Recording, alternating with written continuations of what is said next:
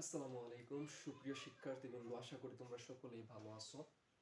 তো আজকে তোমাদের দীর্ঘদিনের প্রতীক্ষার পর শেষ করে আমরা চলে আসলাম আজকে তোমাদের সেই কাঙ্ক্ষিত ক্লাস ভগ্নাংশ নিয়ে।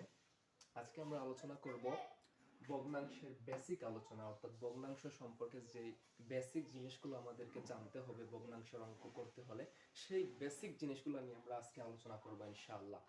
তো মূল টপিকে চলে যাব তার আগে সবাইকে একটা কথা বলে নিতে চাই, তোমরা যারা আমাদের চ্যানেলে নতুন রয়েছে তোমরা অবশ্যই আমাদের চ্যানেলটিকে সাবস্ক্রাইব করে রাখবে, যাতে এই ধরনের শিক্ষামূলক ভিডিও, গুরুত্বপূর্ণ ভিডিওগুলো তোমরা আপলোড দেওয়ার সাথে সাথে পেয়ে যেতে পারো। ঠিক আছে, তো আর কথা না বাড়িয়ে চলে যাচ্ছি আমাদের মূল টপিকে। তো প্রথমে আমরা আলোচনা করব ভগ্নাংশ বিষয় নিয়ে, অর্থাৎ ভগ্নাংশ জিনিসটা কি, সেই ভগ্নাংশ জিনিসটা সম্পর্কে আমাদেরকে প্রথমে জানতে হবে। তো আমরা প্রথমে শিখে নেব যে ভগ্নাংশ বলতে কি বোঝায়। যেমন কোনো বস্তু বা কোনো কিছুর পরিমাণের অংশ নির্দেশ করতে যে সংখ্যা বা শ্রেণী ব্যবহৃত হয় তাকেই ভগ্নাংশ বলে। যেমন একটা বস্তুকে যদি আমরা মনে করো এখানে একটি রুটি রয়েছে, এই রুটিটিকে যদি আমরা এরকম অর্ধেক করি, এই অর্ধেকটিকে আমরা বোঝাতে যে জিনিসটা ব্যবহার করি সেটি হচ্ছে ভগ্নাংশ। এই রুটিকে আমরা বোঝাতে পারি 2/1, অর্থাৎ একটা রুটিকে 2 ভাগ করে তার একটি অংশ। এভাবে যে কোনো বস্তু বা কোনো কিছুর পরিমাণের অংশকে নির্দেশ করতে আমরা যে সংখ্যা বা শ্রেণী ব্যবহার করি তাকেই আমরা ভগ্নাংশ বলে থাকি। আশা করি এই কনসেপ্টটা তোমাদের ক্লিয়ার হয়েছে যে ভগ্নাংশ জিনিসটা কি। তারপর আমরা চলে যাব আমাদের নেক্সট কোয়েশ্চেনে, অর্থাৎ ভগ্নাংশের উপরের অংশকে লব বলে। তোমরা যারা নোট করতেছো অবশ্যই তোমরা সুন্দর করে নোট করে রাখবে, যাতে পরীক্ষার সময় তোমাদের কাজে লাগতে পারে। এই টপিকটা অত্যন্ত গুরুত্বপূর্ণ, কারণ ভগ্নাংশ থেকে বিভিন্ন পরীক্ষায় বিভিন্ন ধরনের কোয়েশ্চেন এসে থাকে।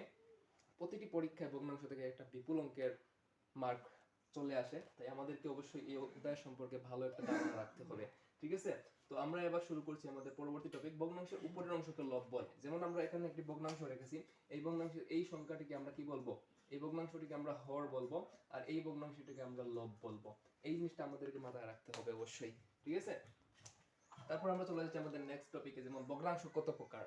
প্রথমেই আমরা শিখেছি ভগ্নাংশ কি, এবার আমরা শিখবো ভগ্নাংশ কত প্রকার। ভগ্নাংশ সাধারণত 3 প্রকার রয়েছে, যেমন প্রকৃত ভগ্নাংশ, অপ্রকৃত ভগ্নাংশ এবং মিশ্র ভগ্নাংশ। এবার আমাদেরকে শিখতে হবে যে প্রকৃত ভগ্নাংশ জিনিসটা কি। আমরা যারা পরবর্তী ক্লাসগুলো আমাদের অফলাইন ক্লাস করেছি, আমরা অবশ্যই এই বিষয়টা সম্পর্কে জানি যে যেই ভগ্নাংশের লব হরের চেয়ে ছোট হয় তাকেই প্রকৃত ভগ্নাংশ বলে। এই যে আমি এখানে লিখে রেখেছি, যে ভগ্নাংশ লব হরের চেয়ে ছোট হয় তাকে প্রকৃত ভগ্নাংশ বলে। যেমন আমরা এখানে যে ভগ্নাংশটি দেওয়া রয়েছে, এই ভগ্নাংশটির দিকে যদি লক্ষ্য করি তাহলে এখানে দেখতে পাবো এই ভগ্নাংশের হরের চেয়ে লবটা ছোট। এখানে হর রয়েছে 2 আর লব রয়েছে 1, 2 এর চাইতে একটা ছোট, সুতরাং আমরা বলতে পারি এই ভগ্নাংশটি একটি